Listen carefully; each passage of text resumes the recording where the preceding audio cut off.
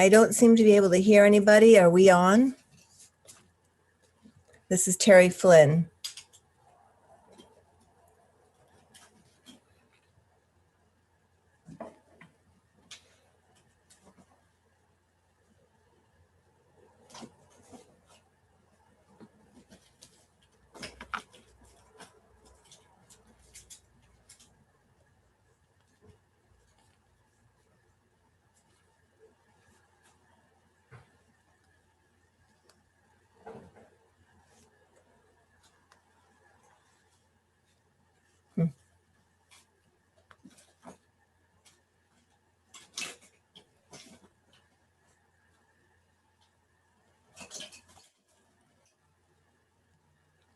Volume. My volume is on.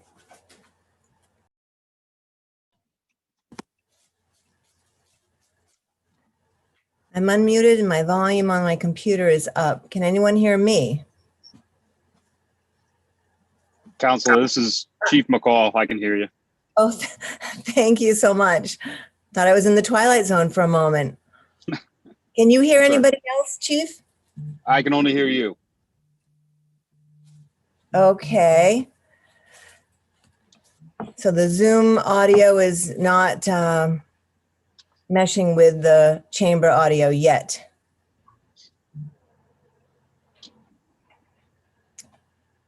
And they are working on it. All right. Thank you for being first up.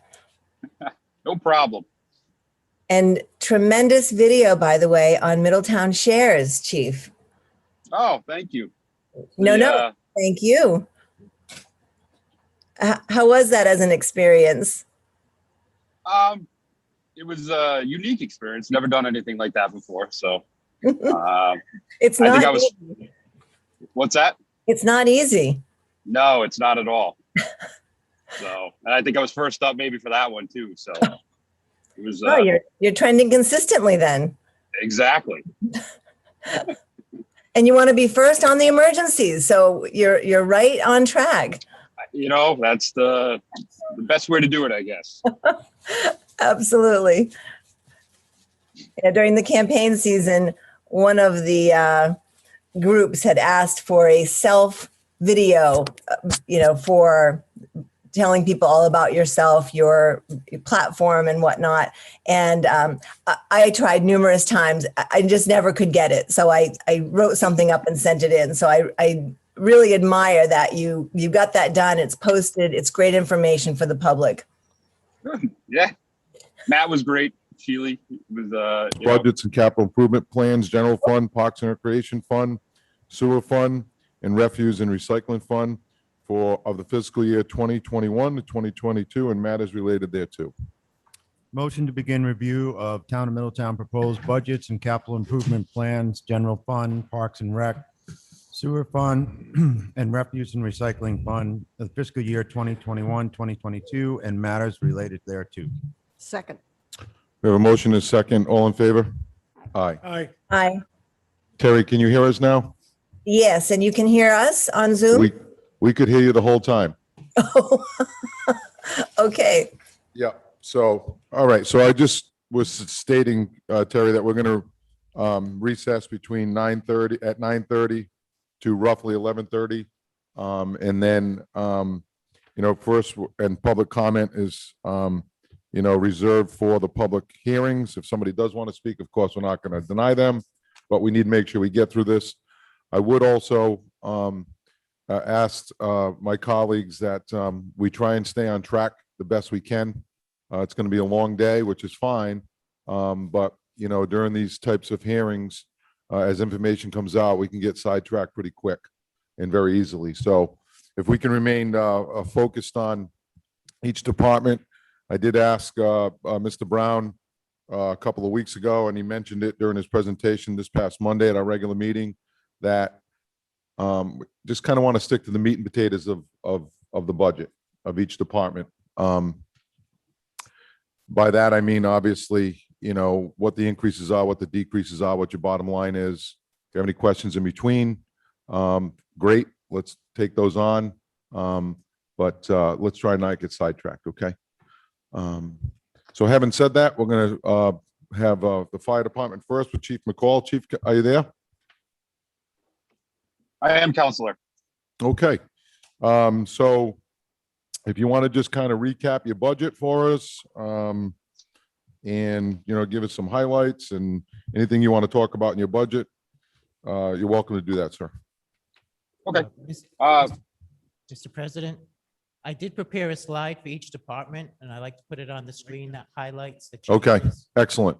in the different categories. So our excellent finance director has prepared slides for the meat. They're called meat and potato slides, I guess, Yes. and for the highlights of each department. So that's great. So sorry to interrupt, Chief. Go right ahead, sir. No, that's all right. I would just wait for the slide to come up. Slide, please. And I will go through it if you don't mind, Chief. Yeah, absolutely, Mark. So we started with where we start at the beginning of the year for the 2021 amended budget.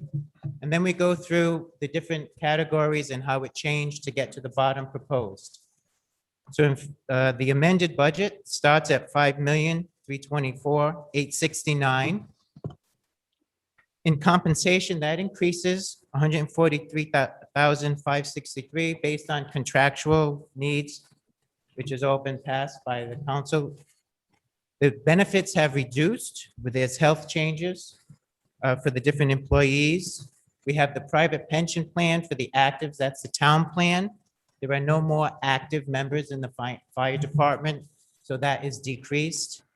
And the new employee expense is decreasing because we had a lot of new employees in the current fiscal year. For the operating, it's pretty much a zero increase, $336.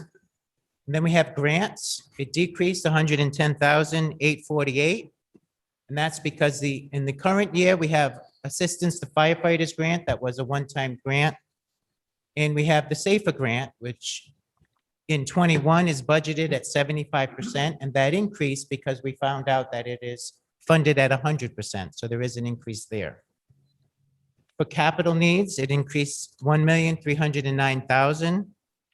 And in the budget, you have 2 fire pumpers, which is going to be funded from a lease purchase over 5 years, a utility vehicle, and the overhead door replacement, to get to a ending budget of $6,527,962, or an increase of $1,203,093.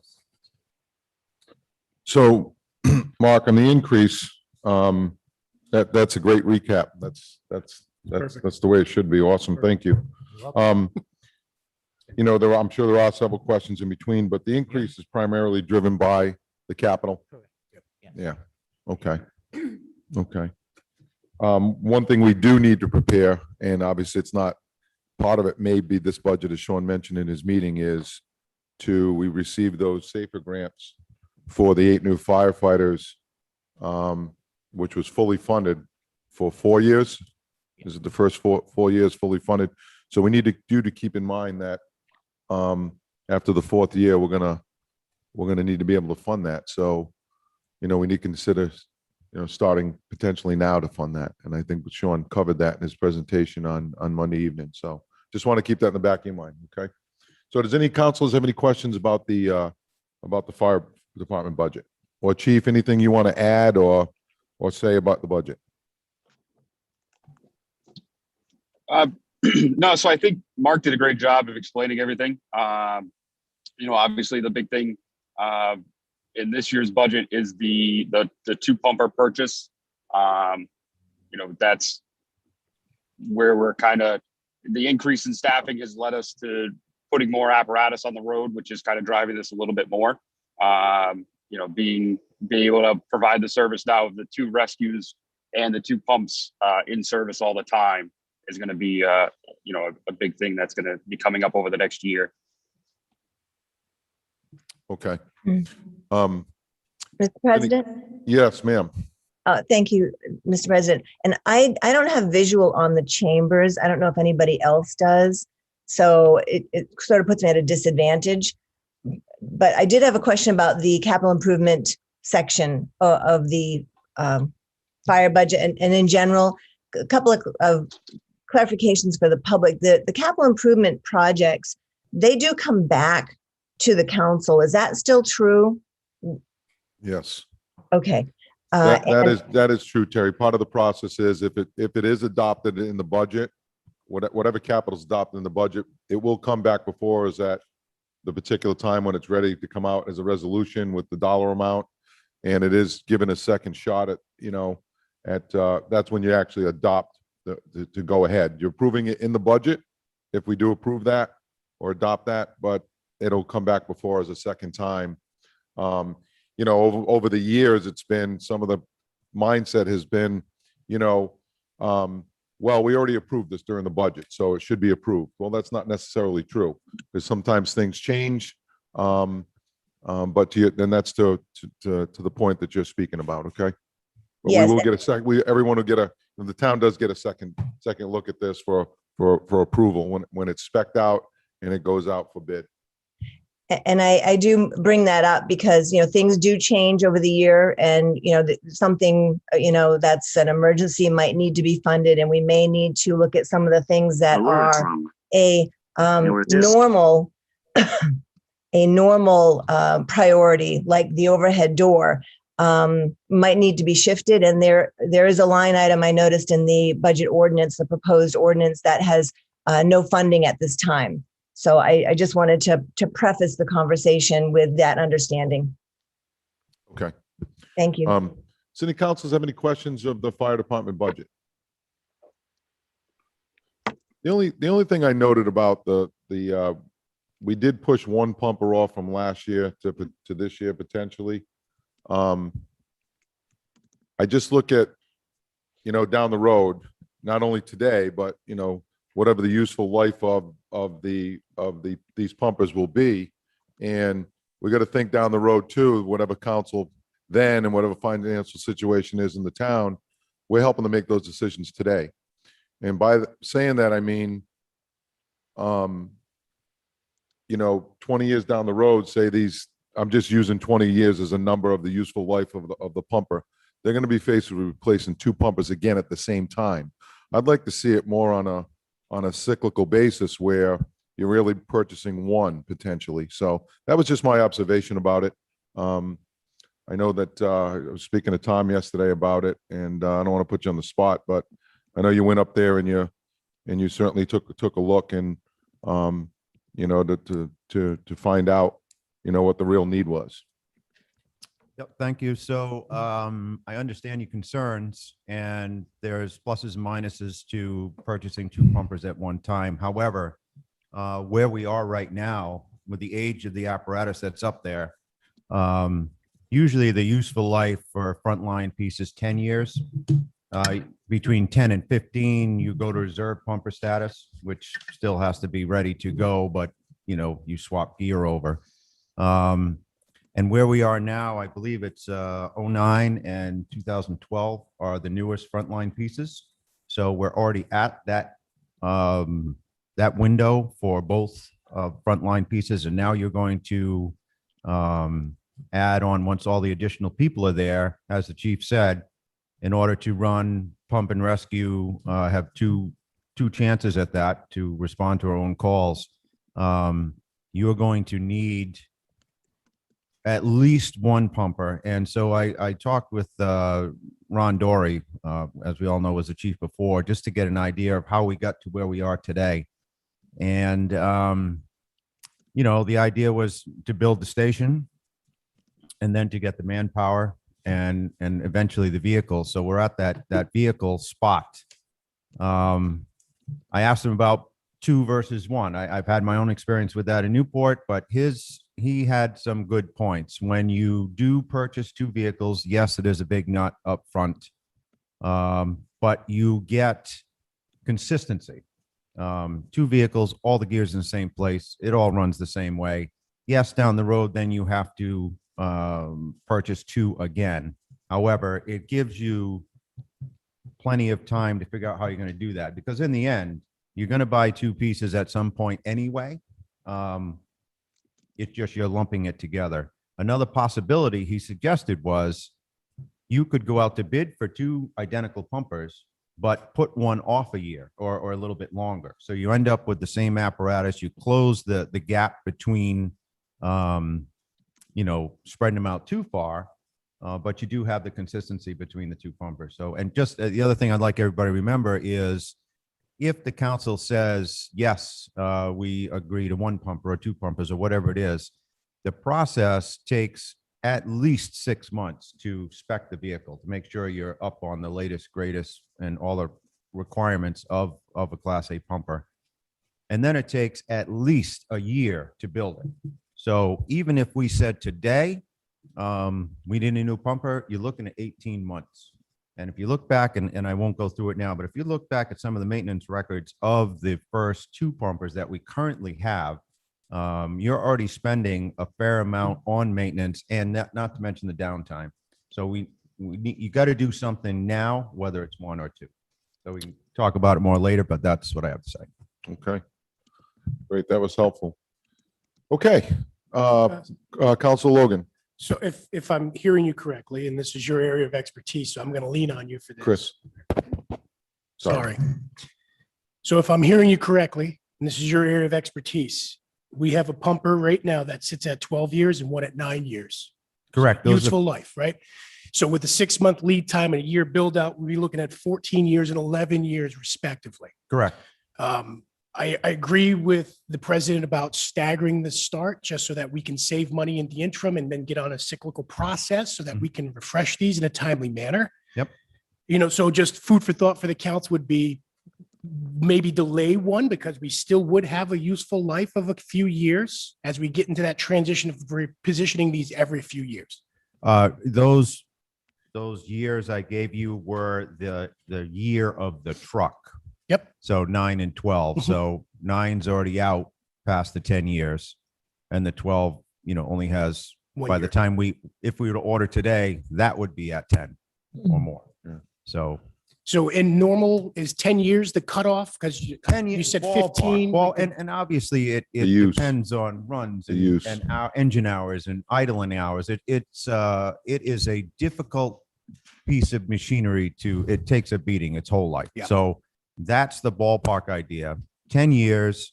And then you take it and you put it in reserve status. So you still get 5 more years out of it if you slow it down. Gotcha. So Well, I'm going to throw this out there. I want the best service possible for the residents in the town. Sure. They're paying for these at the end of the day. We're paying through this with our tax money, right? Right. So I want the best service possible. So if that means we need 2 new pumpers to ensure that service level, I fully support it. Okay. Yes, Council Toronto. Chief, with the new hires, one of the issues we had before we hired everyone was that we didn't have enough people to staff for a fire. The ambulance was out, so we had to send the pumper with the ambulance in case there was another body needed to help with the ambulance. It wasn't a fire, they might need help. Now that we have the new hires, do we need to send the pumper still with the ambulance? Yes. So part of that is the ability to handle an additional call. So when we increased the staffing from the 5 to 6, we were able to put another ambulance in service, but still only had one pump responding on an ALS call. So, heart attacks, trauma, things like that, where you need the 4 firefighters as opposed to the 2, we're still short on that. So when we do increase to the 8, we'll be able to put another engine in service. So they'll be able to run together for that second ALS call. So the trauma, the heart attack, the stroke, the second call, ALS call. So that was the big push for that increase in staff. And then when you get to the fire side of things, that we're going to be able to possibly respond with 3 engines in a ladder as opposed to 1 engine in a ladder and the tanker. So we're going to be putting that second engine in service 24 hours a day, 7 days a week.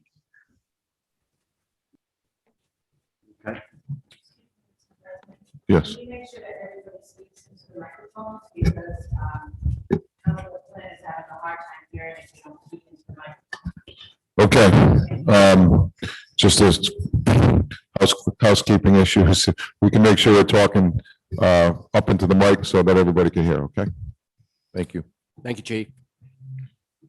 So I guess I have a follow-up question, Chief, is what is the, so that we know what the cost is 1 point for the two pumpers themselves is roughly just shy of $1.3 million for the two of them.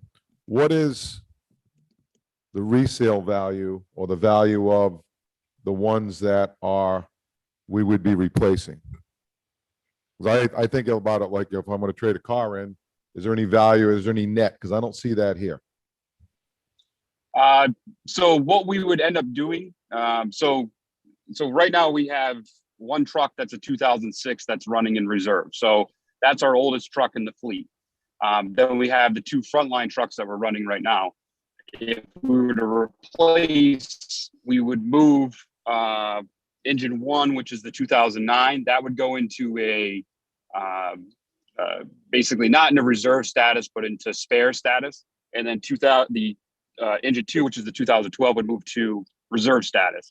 But in the event that if both of the frontline trucks went down, which happens actually quite often, we would be able to move those two trucks into service and be able to utilize them. So the only truck that we would be getting rid of would possibly be the oldest truck, the 2006.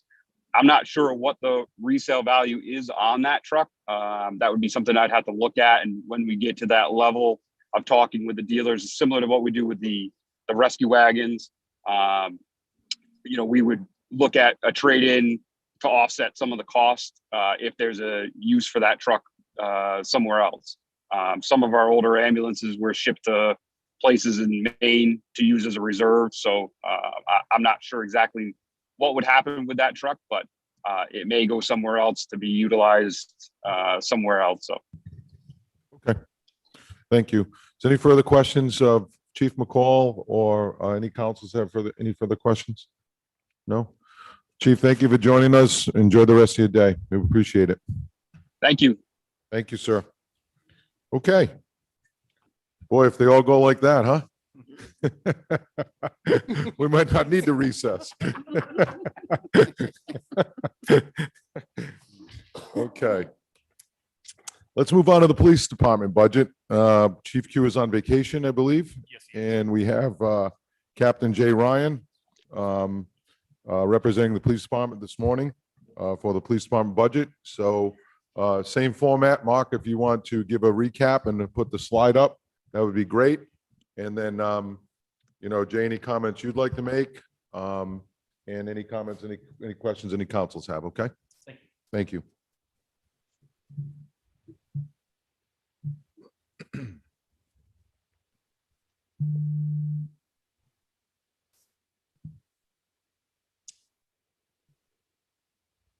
For the police department, the beginning budget starts at $6,310,449.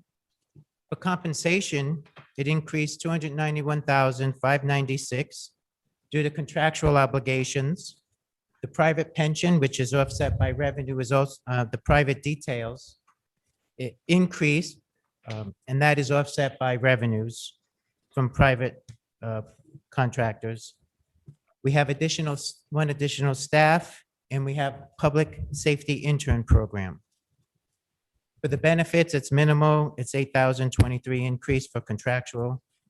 For the operations, increased $83,016. There's software license increase for police body cams.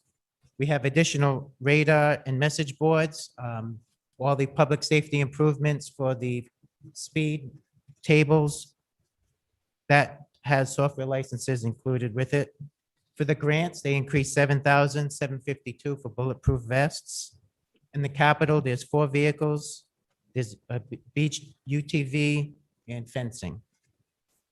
For a total proposed $6,856,459 for an increase of $546.10.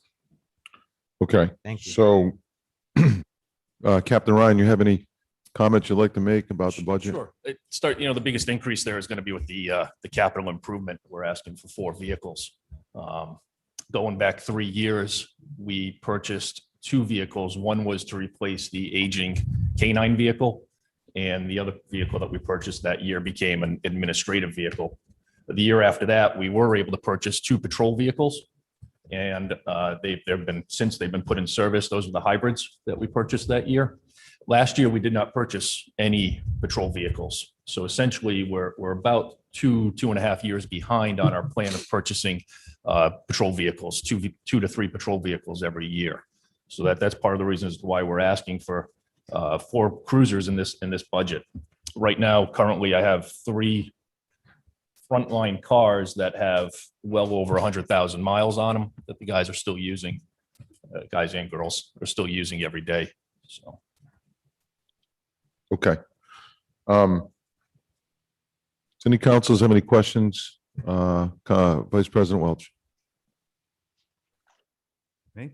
Yeah. Okay. Thank you. you had your hand up, right? I did. Okay.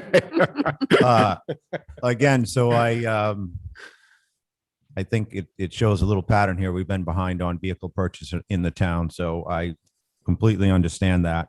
And I think one of the things that a quick overview of the budget doesn't show a lot of times is downtime and maintenance and switching over and all that kind of stuff. It doesn't show up very well, but it's problematic.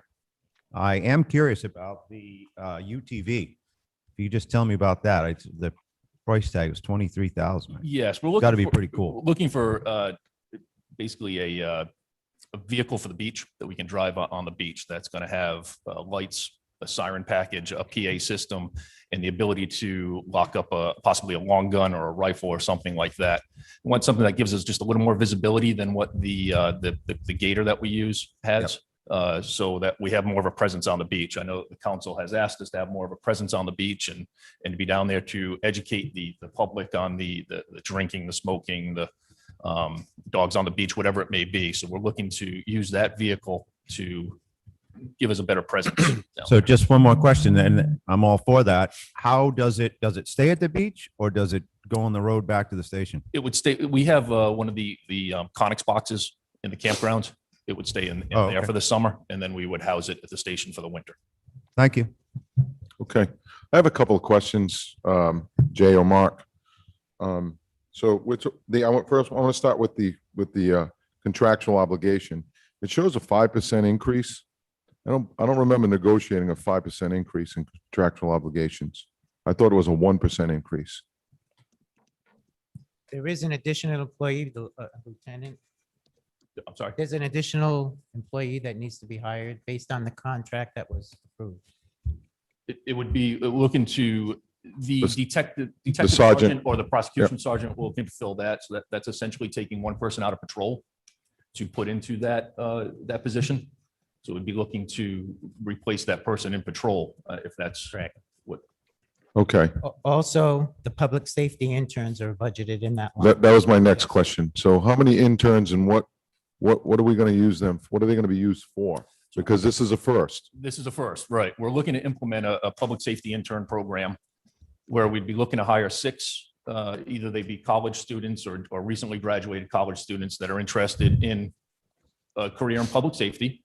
We would be utilizing them down the beach area to help us with parking issues, to help us with dogs on the beach, to help us with the drinking issues. And then basically the schedule would work out that 4 of them would be with us and 2 would go over to the zoning department to help zoning with short-term rentals on whether it be a Thursday, Friday, Saturday night. They would work somewhat of a flex schedule. I think some of the problems we had with the dogs on the beach last year were the hours after the animal control officer was off duty. And some of the lifeguards had gone home and the beach staff wasn't fully staffed. The interns would be down there during that time to help educate the residents to all of the ordinances that we have in effect down the beach. Okay. Mark, do you know, what is the dollar amount budgeted for the 6 interns? 43,000. 43,000. And what is the time frame?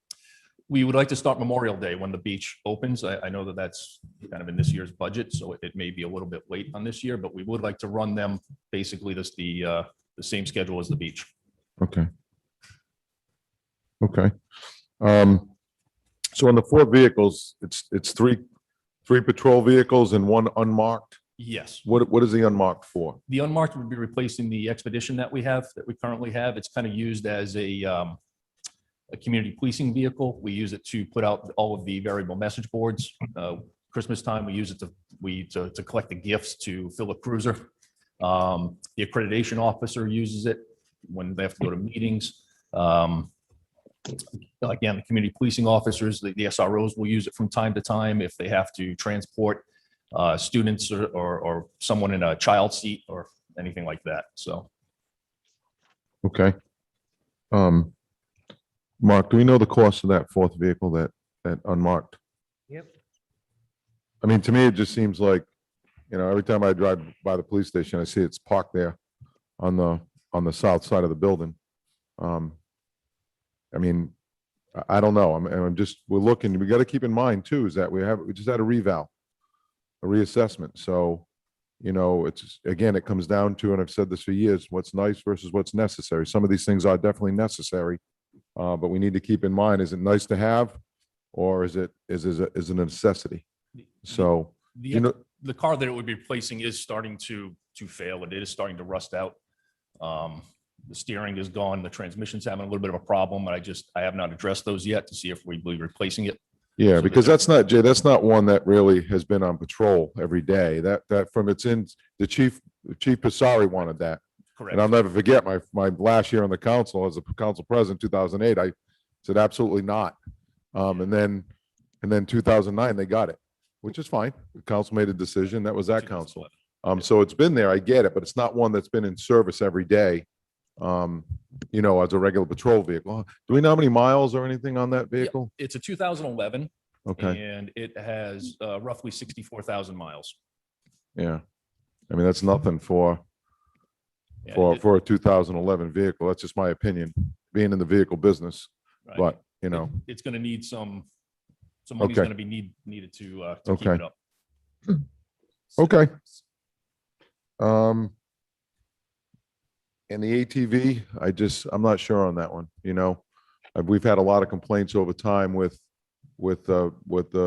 it's nice to have the presence on the beach, but to actually be driving that thing when the beach is at capacity, or there's a lot of people on the weekends, it's very difficult to do, especially when there's a high tide. Right. So, we've gone, I don't know how many years without one. I'm not sure there's a need for that, but that's just my opinion. It's nice to have.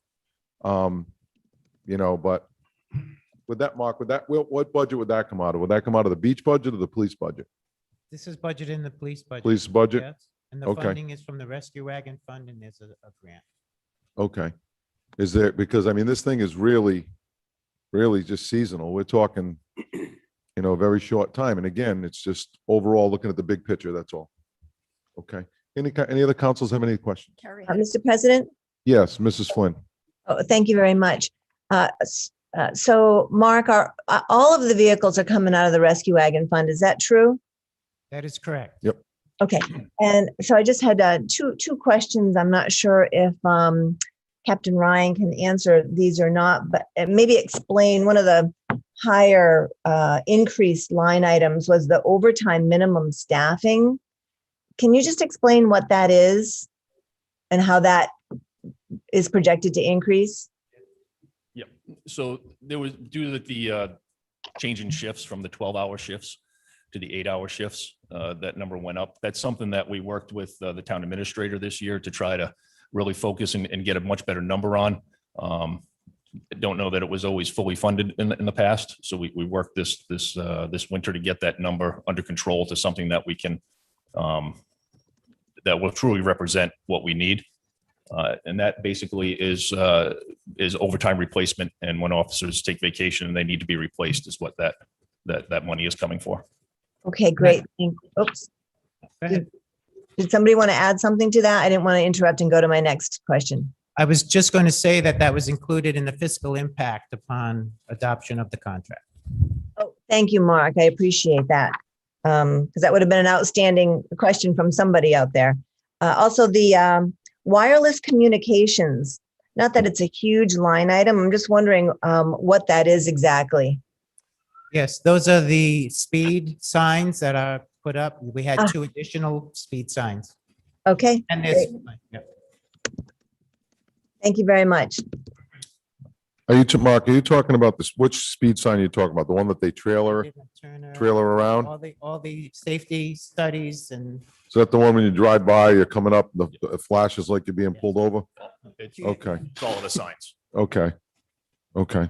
A fancy name. Yeah. Are you all set, Terry? Yes, thank you. Okay, okay. That was one of my additional questions, was the wireless communication. Also the uniforms. And the uniforms are going up about $5,000 uniform, wearing apparel supplies. Do you know what that is? Bulletproof vests, excuse me, bulletproof vests. Oh, it is. Yes, Okay, 20 of them we have to replace this year. 20? Okay, good, excellent. Yep. And that's a necessity. Yes, Absolutely. yes, please. Okay. And ammunition is going up about $7,800. Yes, so we're anticipating the cost of ammunition in general to go up. Mhm. And also with the new the new taser that we got, the Taser 7, the cartridges are a little bit more expensive. They no longer offer a 5-year plan that we were on before. So the cost of the taser cartridges is up, as well as ammunition going up. Yeah, see, I didn't think about, the average person on the street doesn't think about replacement cartridge for a taser. I didn't think about it till you just said that, so, okay. And I just, when you look at the bottom line, one more question. The private detail pay, can you explain that increase? It's It's $46,000. based on trends and expected private details. So that's why we increased it, and the revenue is also increased to offset that.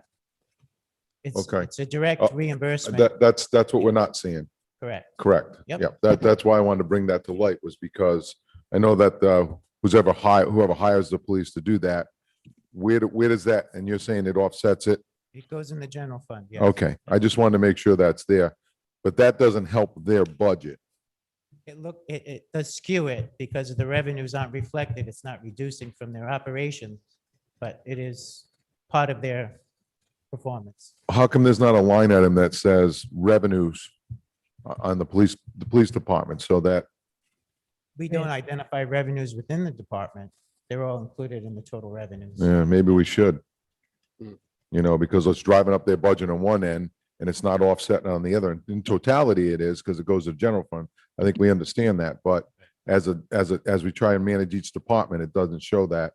And, when you look at a bottom line increase of 9%, and I get it, it's 546,000. I think that's the number. And you look at, when you look at, I'm sorry, 8%, that's with Harbor Master, that's with everything, right? So, No, that's not with Harbor Master.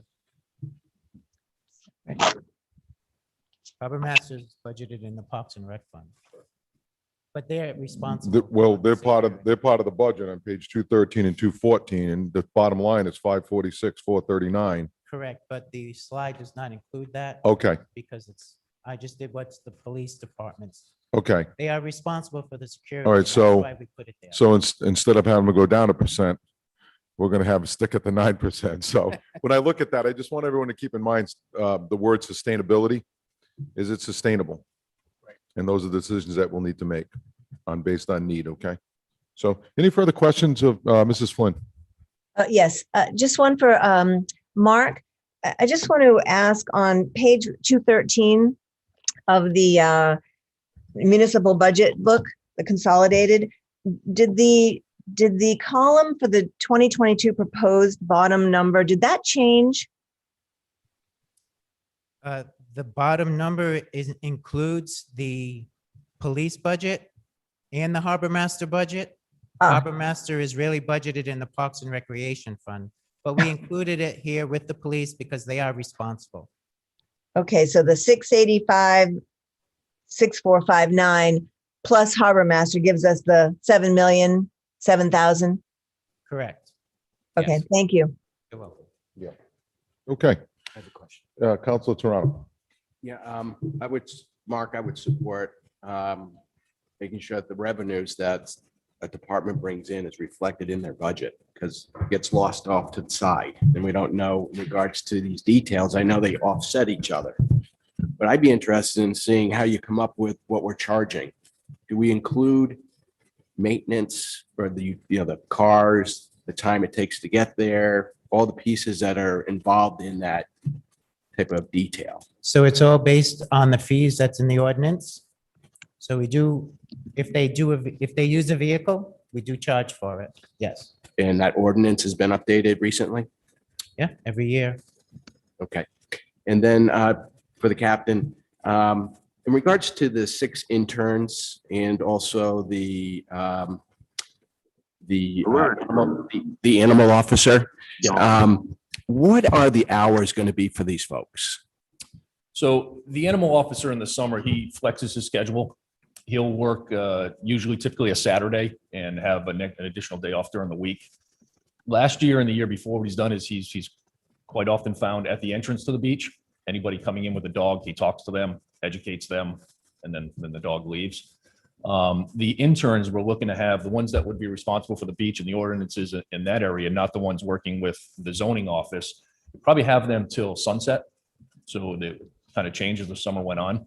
Okay. The ones working for the zoning office would be till maybe 1 a.m., 2 a.m., depending on when we're getting the noise violations and things like that. Yeah, great.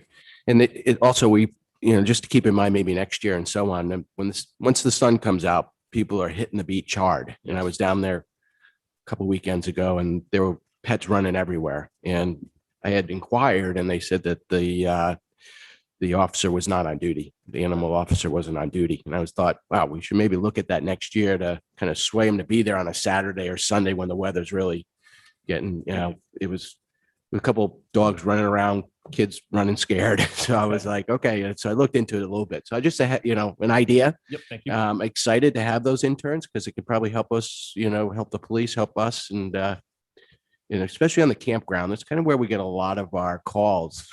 And if someone could be down at the campground where that boardwalk area is and maybe monitoring that area and working with the campground folks, that might be a good spot too. Okay, thank you. We will do. Thank we'll do you. that. Thank you. Jay, our job obviously not to tell the police department how to run their department. We look at numbers and go yes or no, right? Based upon the information we have in front of us. But to Council Toronto's point, if the council approves interns and it's important that, obviously we have a short-term rental enforcement issue. We have a lot of complaints about animals on the beach and during it's seasonal stuff. So we just need to make sure that happens. I mean, again, we're not here to tell you to do it. I'm not saying that's what he was doing. Our intentions are always to what's best for the department and the public, but making sure those dollars are working for what they say they're going to work for, Right, I what they're agree. allocated for, Like to so. curb that And I issue. mean, you're a taxpayer, so, Right. so you're paying for it as well. So, Yes. okay. Thank you. Okay. Any further questions or comments? Last one, I have a comment. Okay, Council Flynn. Yeah, I would just say that Chief Kewer did a wonderful less than 2-minute video on Middletown Shares speaks a lot about these community safety officers. And if anybody can go there and get a good overview from him. Okay, thank you. Jay, I have one more question. Yes. Is the department fully staffed? We have one officer graduating in Memorial Day in 3 weeks, 28th. He's in the academy right now. So And that'll put us at full staffing? that puts it full, but I believe we're looking to do one more next year also. We're looking to try to get a lateral transfer in to get us up to full staffing at that Okay. point. So Do we have anybody leaving the department? no, nothing, not yet. Okay. Nothing I'm aware of. All right, No good. scheduled retirements. All right. Yes. The- Council Toronto. The interns, are they local kids from our high school or local kids? It'd be college age, it'd be college kids. We've reached out to Roger Williams and Salve to see Okay. if there would be an interest there, but we haven't advertised for the positions yet. Okay. Waiting approval, but we have reached out to both of those colleges and there is interest. Thank you. Okay. Okay, any further questions of Captain Ryan and the police department budget? And Miss Sisson? Okay, hey, enjoy the rest of your day. Thank you for your time and coming in on a Saturday. Thank you very much. We appreciate it. Happy Mother's Day. to Thank you. everyone. Happy Mother's Day, everybody. There you go. All right. We're a little bit ahead of schedule. Okay, so let's. Boy, you really want to get out of here, don't you? I don't blame you. Okay, so we have Department of Public Works is next. Is Bob on? Bob Hanley? You can bring him in, Karen? That'd be great.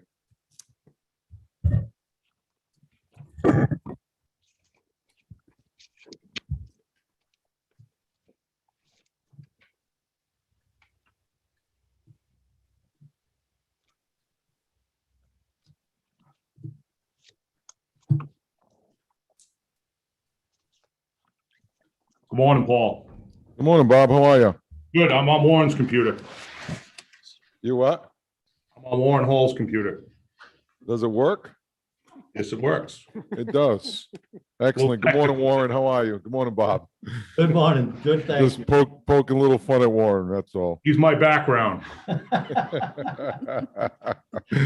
All right, well, welcome to your first budget, Bob. Thank you. Publicly, and thank you for joining us and taking time on a Saturday morning. It's really the best time that we can do it, and you know, planning wise, for the counselors. So Mark is going to review highlights and increases and decreases and of the DPW budget, and we'll go from there. Okay. And then Bob, anything you or Warren like to add? And then any questions the councils have? Okay. Excellent. Excellent. Thank you. Mark. Yes, so the 21 budget it ends at 2,958, 227. For compensation, it increased 97,495. This is due to contractual and 2 additional staff. For the benefits, it increased 51,184 based on contractual and the 2 additional staff. For operations, it increases 166,381. And that is due to the road maintenance, which is what Sean talked about, how we were trying to fund the fire department salary increase. Can you say that again, Mark? Yes, Sean mentioned at his budget meeting that we are increasing the road management program by 172,000. The plan is over the next 3 years. By doing that, we're bringing in funding the fire department safety grant employees. So at the end of the grant, we will reduce the road maintenance back to the 250. And now we have the money to fund the fire safety employees. Okay.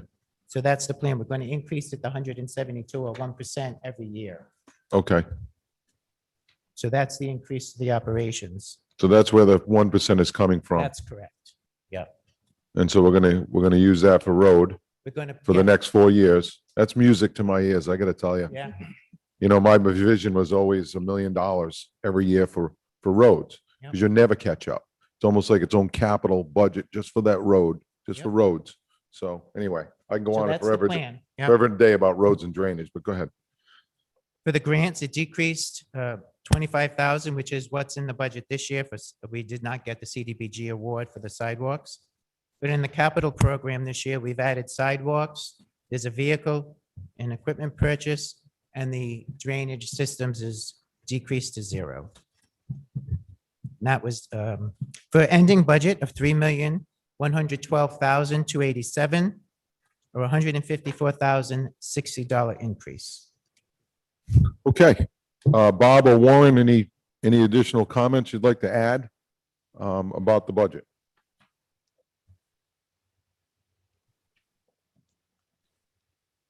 Yes, good morning, all. The increase is not, there is an increase. We're looking for those 2 employees. Very well needed for trash, litter pickup, plowing snow. We have 16 men that plow snow, 16 routes. The mechanics plow snow. They have no relief. if they have to fix a truck, they come in, fix a truck, go back on the route. So those two guys for winter operations would be very helpful. Like I say, any other time, out going out with the crews, leaf pickup, leaves in the fall, gutters, they could be very useful. We need them. So that's what I have to say about that. The 550 truck, our newest truck is a 2012. Those trucks go out every day. They're used every day. So we haven't had a truck since 2012. Very well needed, I believe. Other than that, roads, we have, get that money, get those roads very well, also needed for, the safety. That's about it. Okay. Well, Bob, you did a nice job here with your first budget. Certainly seems like you're well prepared, which is always refreshing. Thank you. So, does any councilors have any questions? I know I have a few, but Vice President. Thank you. So Bob, I'm glad that was going to be my question. What were the additional staff for? And I am completely behind that. Plowing is crazy, the hours you guys put in. But I've also noticed around town that for a while, litter was lacking and it's picked up. It looks better, at least out my way. And I have seen, gutters being cleaned ahead of storms, which, raking leaves out, which was never done before. And I think it's also good to mention the fact that, as we continue to grow and build, there's more roads everywhere. So that means more plowing, trucks take more use and more hours to get it done. So I think it also shows kind of our overall here that vehicle replacement's been lacking a little bit. So at some point, we're going to have to pick it up, and I guess now's the time. Thank you. Thank you. Okay. Councilor Flynn. Thank you, Mr. President. Hi, Bob, and nice to meet you. Welcome. Yeah, thank you. This early morning. Just a couple of things. You answered a couple of my questions, and I knew that would happen, that, once we heard from the department heads, questions would get answered. But I'm noticing on one of the higher line items is that overtime snow removal. So we're hiring a couple of guys who will do some of that, and that will be, part of their day job, and they may have to work into the night for the overtime. But it went from, if I'm looking at this right, the actual expenditure in 2020 was 30,000, and the proposed is going up to 83,000. That's quite a hike, and I'm just wondering how that was determined. Is that like a worst case scenario? Yes. Well, worst case, yes. And the fact that we can't guess when a storm's coming or what's coming. So Could be a weekend, which is. yeah, we get them at night. We get them on Sundays. Sundays is, that's It just seems quite a hike. So that's something that I'm just looking at, maybe to take another look at that okay. In the budget. Thank you. And If I may. oh, please. Hi, Mark. Yes. In 2020, we've had very few storms, so there really was not much plowing going on that year. And this year, we are close to the 21 budget. You can see it in those financials that I was sending out. Okay. I'll take another look at that. Thank you. And the capital improvement items, you mentioned the truck, the sidewalks, and I'm just trying to figure out which items those are in the CIP manual. And, because I'm looking at the mandated and the high priority ones. Are those easily described where they are in this listing? I'm on page 13 and 14 of that manual. Maybe that's a Mark question. I don't have that in front of me at this time. I understand. Is Mark still there? I am. I'm looking in the capital program. Do you know which ones? Because there's a lot under Public Works, and I'm on page 14 in particular. That's where the mandated number ones and the high priority number twos are.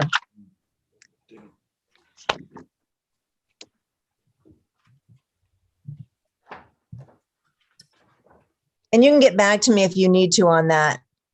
They're in the capital program, so I just have to find the page.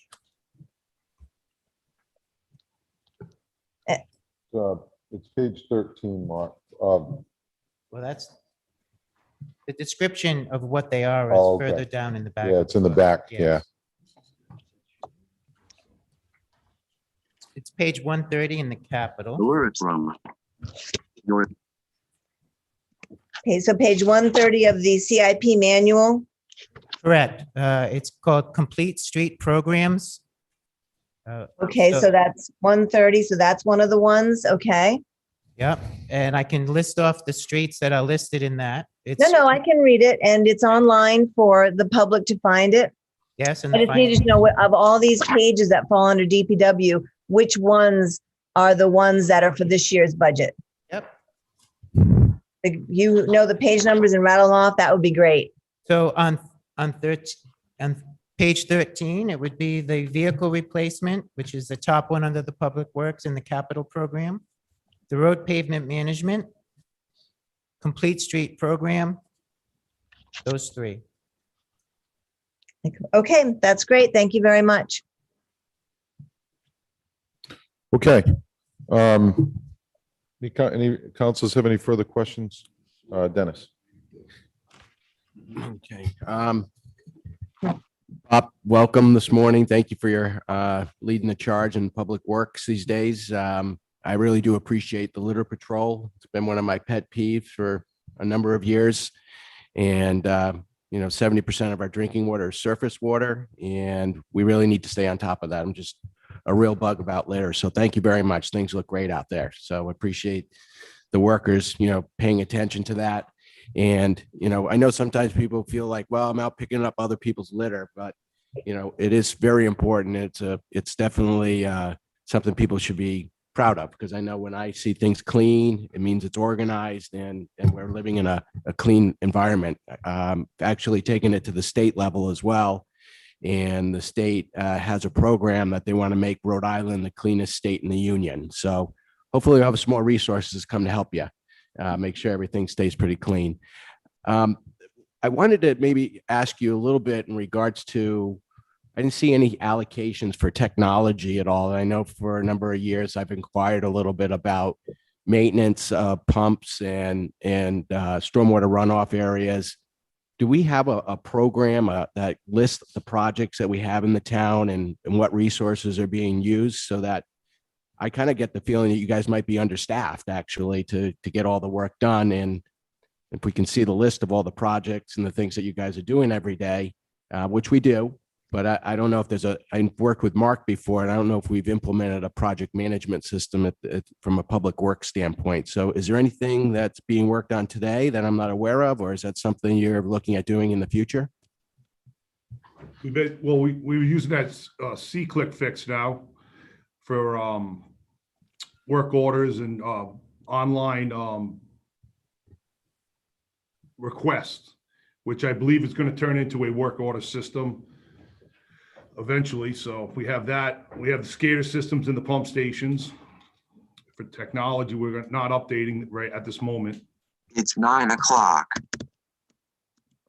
So, Okay, great. I know I've talked to a couple of folks at Public Works. I know they're always very busy and they do great work. So I appreciate that. I just want to, if they're understaffed and we need to get these projects, I am about maintenance. I think that we should have a schedule. We should have a maintenance program. We should know what we've got to get done on a regular basis and assign people to do that work. And I am surprised when I see the number of people you have in your department and how much you get done. So thank you very much. thank you. Okay. Bob, does any council have any questions before I ask? No? Okay. Bob, how many current full-time employees does the department have? We have 17 with the dispatch clerk. So 16 actual men on the road and one in the office, Okay. female. Yep. So one of the things I think about when I look at public works is, I look at old public works versus new public works, and then maybe that's not a fair comparison. I'm a little bit more passionate about it because I worked in that department for a few years. And so having said that, I always saw crews. There was always a couple of crews that would, put in pipe or replace manholes or update them and that kind of stuff. And maybe I'm out of town every day, so maybe I don't see it, in fairness to what I'm about to say, but I'd like to see more of that. I think that, we contract a lot of stuff out, and sometimes we have to, and I think we all understand that. But if we're going to add people, I certainly would like to see more in-house, projects done, even if they take a little longer. Whether we were always talking about cleaner water and replacing some of the manholes so that they're deeper sumps, that type of stuff. And you have some talented individuals up there.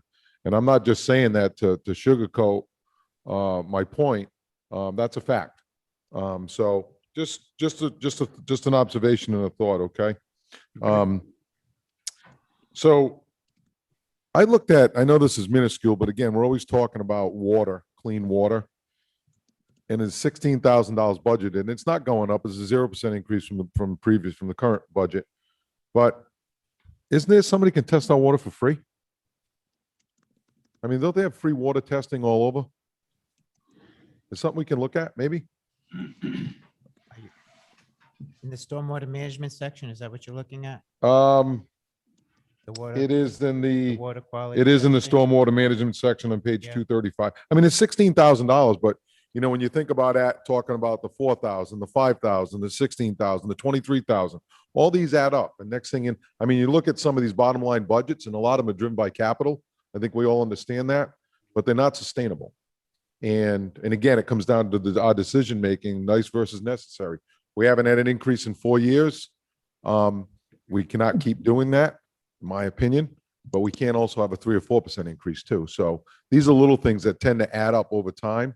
And we're charged with providing a great service while making it affordable.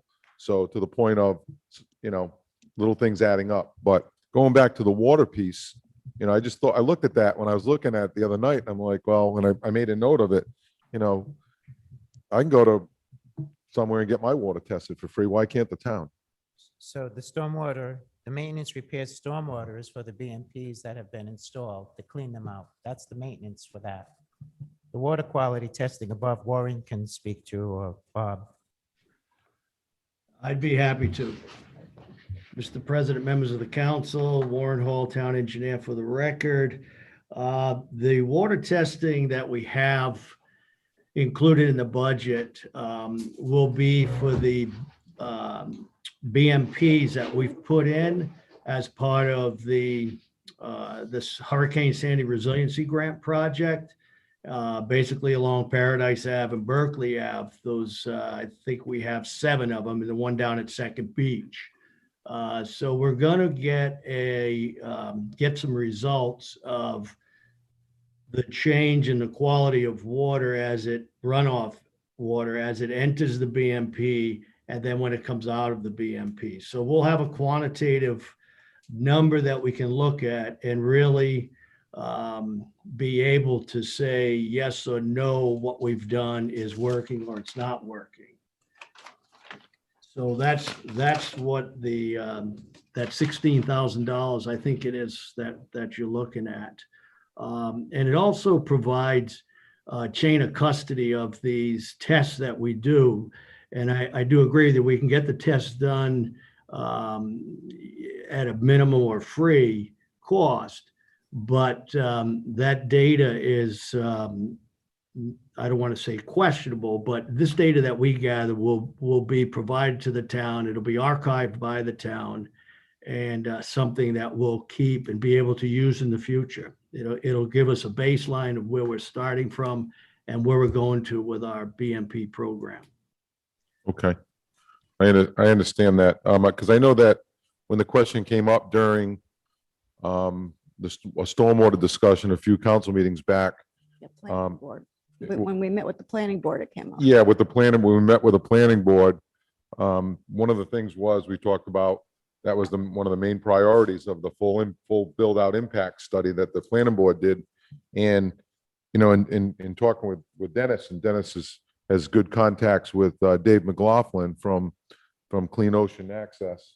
And I know they were doing water. They were testing water for free for the town. So Warren, I get the archive, so we can go back and look at records, and it's recorded, and you can have a history built.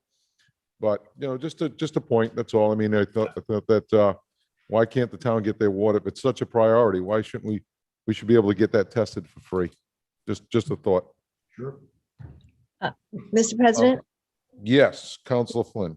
I would just ask for the public's sake if Warren could define BMP. I don't think many people would know what that is.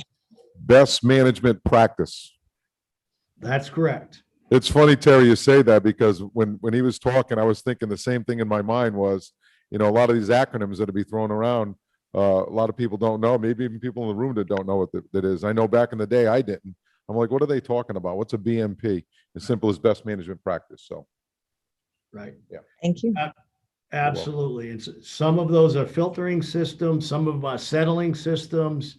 So there's different types of the best management practice BMPs that we use to treat that stormwater before it enters our drinking water supply. Perfect. Thank you. Yes, Council Santos. Good morning, everybody. I apologize for being late, but due to a problem at home, I couldn't get in early. I have a question for Mr. Hall, and I've asked it before. There is a trench that has been put down on Greenan Avenue, which I believe was done by the city of Newport to take care of the runoff from all the roads going into Greenan Pond. Can you tell me, if we're so concerned about water quality, why was this done? A trench built there to have the water flow go into Greenan Pond? So that trench, I believe you're talking about, it abuts the Historical Society property down there. Correct. That is a Department of Transportation drainage system that runs through there. So it's a DOT outfall. I'll say that it is a pre-existing condition, and they did not have any BMP or best management practice that was to be installed, although they did install some of the riprap. Some of that channel was lined with riprap to prevent erosion and scour and sediment from getting into the reservoir. So that was a pre-existing outfall. Thank you. You're welcome. Okay, Warren, just a follow-up comment to Mrs. Santos's issue that she brought up. It's somewhat related. When I drive by that fence, and I know we've all, different councils over the past several years have always tried to bring it up and address the fence in front of Greenan Pond there. I know it's Newport Water's issue, but at some point, and I know budget-wise they may struggle. I'm not sure what their budget is, but that's what you hear anyway, or that's what I hear anyway. At some point, I think the town, our town, needs to take a stance and either put a fence up and bill them for it, or deduct off some kind of bill that we pay them. Because one, for safety, first and foremost, that fence that they have up there now is not gonna help anybody. It's been there since I was a kid, when they used to allow fishing off that little wooden platform that was built there. So just an observation for that. And my last observation is, the increase in bottom line of Public Works budget is $154,060 proposed. The two full-timers, between the two full-timers and the vehicle, and it's just me throwing numbers around, that's $166,000. We'd end up with a decrease in that department. And I'm not saying that's what we do. I'm just saying overall big picture, as we go along through each budget, we need to keep these things in mind, okay?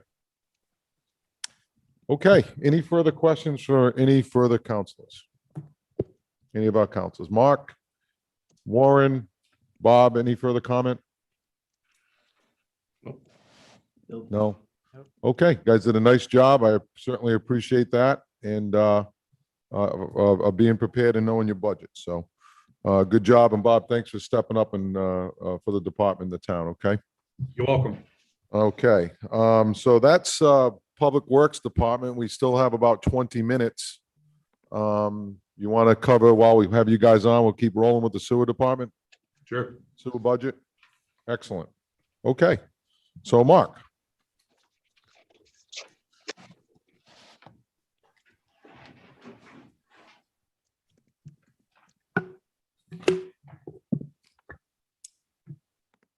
For the sewer department, the beginning balance starts at 6,833,423.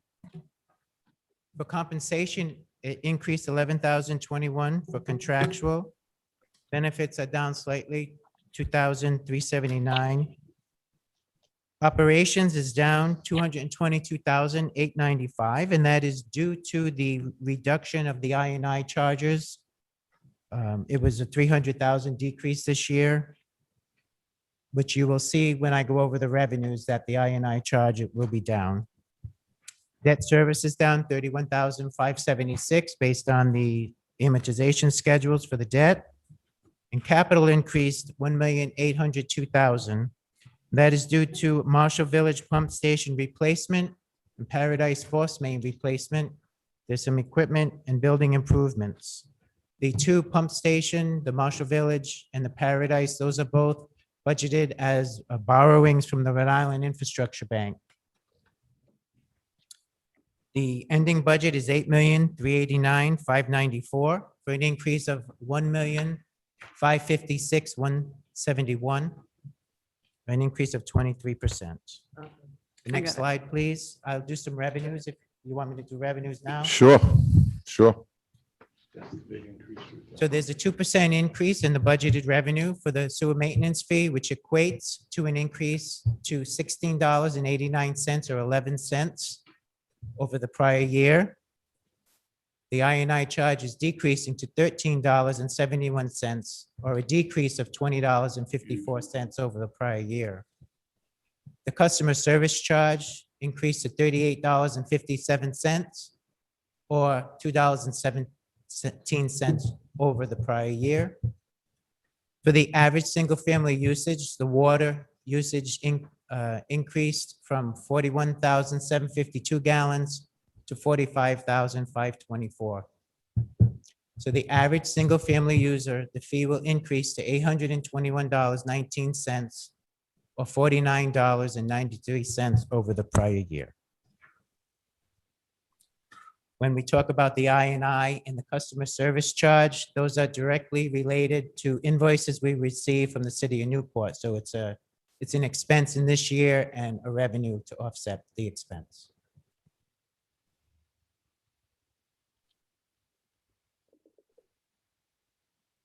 Okay.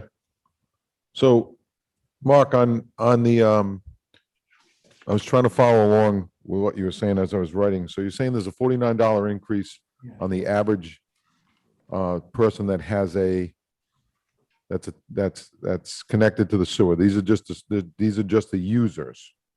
Correct. Now, does that include, it doesn't matter whether it's well or city water, is that what you're saying? So you use, Correct. that's just an average. Yes. Okay. Yep. So how do they calculate the average going up from 41,000 gallons to 45,000 gallons? It's 4,000 gallons Yep. more per year, you're saying, right? Good question. Yep. So we receive a data file from the City of Newport Water Division, and I go through it and identify through the tax assessor. They put all the information into their system. They give me a report that identifies all the households that are single-family users. We identify that in Excel, and I do an average user, and that's where we get that I information. find that interesting, and thank you for that. I find that interesting because as we become more of a second home community, a lot of these neighborhoods are going dark. And I gotta stop saying, a lot of these neighborhoods are going dark. And, so you would think less usage. And not only that, but with all the money we've put into improving our older Orangeburg pipes over the last 20 years, whether it be slip lining or full out replacement, there was a reduction. I remember Tom O'Laughlin and Warren put together a nice presentation. There was a huge reduction in gallons of water. So from groundwater getting into the pipes and adding additional charges. So for that to go up $4,000, that, to me, that's a little bit shocking, but Council Logan. Just an observation about the increase in water usage. This last year, in my house, 24/7, there was 6 people flushing toilets, 6 people taking longer showers, where normally I wouldn't be home, those kids would be at school. So the consumption makes sense to me Okay, from a single family household that's a because good point. everybody was home. And for some reason, that slipped my mind. Yeah, it's all It good. absolutely It didn't did. slip mine. I saw your hand going like this. I said, he either agrees with me, he's got something, good information. Okay, so maybe that'll offset the following year. Yeah. Hopefully, that's a great point, Chris. didn't I think would of that. presume that we're going to Yeah. see that, decline back to what we would consider Yeah. normal levels year over year. Last Yeah. year was an odd year. Right. I saw it in my water bill every month. I can tell you that right now. I had to have a conversation with these kids about long showers. Yeah. I know it. I didn't think about that. I just thought about that being up on the council and the history of how things have progressed and why that number would be driven, but yeah, absolutely. So, Councilor Welch. Thank you. I don't know if this is a reasonable question or not, but I like to see the fact that the 12% decrease in infiltration and inflow. And I get that the slip lining, right, is what stops that and replacing the pipe. Yes. So the water department knows how many gallons everyone's using, right? And then that turns into the sewer charge, right? Because that water that you use goes somewhere. So how do they know infiltration rates are less so that we get a reduced charge for that? So there are meters as to how much sewage we pump to the city of Newport. So the difference And- between water usage and that number would show, So the I&I Infiltration? charge for the infiltration is separate than the water usage. right, okay. But it all does flow to city of Newport, whether it comes through the pipe, the Orange Bird replacement or Yeah. leaching into the pipes or the user, it all goes to Newport. And I understand that. And I understand also that it's not only more cost effective for the town, but it's also environmentally friendly, that it's not leaching into the ground on its way to the sewer plant. I wonder if you know or you don't. So the money that we put into the infrastructure to slip line or replace pipe, how close does that offset the cost reduction that we get charged from the city? It's always a good question. It's hard to quantify. I mean, every year, we've seen years where there was no I&I charge. And last year was very high, and a lot of it depends on weather. But last year was a really dry season.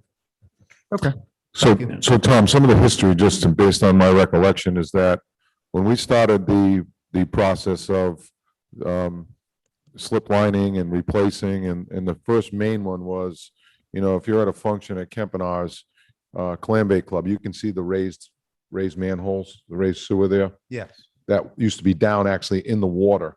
So water was getting in, they were old. So that's just a small example. We replaced the sewer main, the force main, all the way up Memorial Boulevard, 2004-ish, 2006-ish, in that range. There was never an I&I charge ever until maybe the last 8 years. And that's just a number I'm throwing out there. I think it was somewhat of a revenue generator, justified or not, by the city of Newport. And that's kind of where that came from, is to Mark's point, it's very difficult to justify those numbers. So at the end of the day, to Chris's point, I always thought to myself, when I look at sewer, I'm connected to the sewer. Over a course of a year for $800, and the amount of times you flush and shower and all that, I think it's pretty cheap. Yeah. I was Yes, going sir. to add, as a follow-up to that, another focus driving those I&I charges and the efforts to reduce them was lawsuits filed against the city of Newport that were related to Yes. sewer overflows. And so the city was required, as well as the people that were using the plant, required to take steps to reduce that infiltration of stormwater in the system, which was overpowering the sewer plant and resulting in sewage being dispersed into the bay. So that was also a main driver of some of those efforts as well. Makes sense. So that was a very good explanation of how they got Middletown to pay for some of their issues because, you know, we had made all kinds of upgrades, but to Peter's point, they were being sued, but that's their issue. Yeah. Mrs. Santos. Mr. Welch, many people who are connected to the sewer have well water, okay? They pay a fee, a flat fee. To get around that, they can have a meter installed to the tune of, I was told a few years ago, $500. Well, some of our seniors who have wells and are connected to the sewer maybe can't afford it. So everyone who is on well water but connected to the sewer is charged for so many gallons. I don't know what it's going to be this year, 45,000. 45,000. Now, if you live alone and you have no one else in the house, no one else taking showers, no kids, that's a heck of a lot of water. So that should be looked into without having to put a meter in. It should be looked into how many people are living in the house, if it's just one person versus a number of people who do not have a meter connected to the sewer, and they do have sewer, but don't have city water. Okay. Any further questions of the sewer department of Mark, Council Toronto? Thank you. In regards to the water consumption, and do we get any programs from Newport Water in regards to what the maintenance programs are for our underground pipes and things along those lines? I mean, I don't see any conversations going on where Paul brought up one time, that we do all this to keep our waters clean. It flows to Newport, but we're not seeing anything coming back. I mean, as part of this, it's a 6% increase for each house. So on an average. So is there any dollars that they put aside to say, we're going to upgrade Middletown's infrastructure? Because when I call, there's no money to upgrade infrastructure. Where I live on Easton's Point and Shore Drive, they've already said that the system is compromised and they're building more homes, but no one's saying anything about what we're going to do to improve the infrastructure. So I just like to see the town look at ways to work with Newport Water and get a plan together to fix our infrastructure. We talk about our fire trucks, we talk about police cars, we talk about our maintenance of our pumps. We should be talking about our infrastructure underground that Newport is responsible for. So just my 2 cents on that. That may help us better understand why we're paying so much. Yeah. Dennis and I have had this conversation online and offline plenty of times, and to his point, he's right.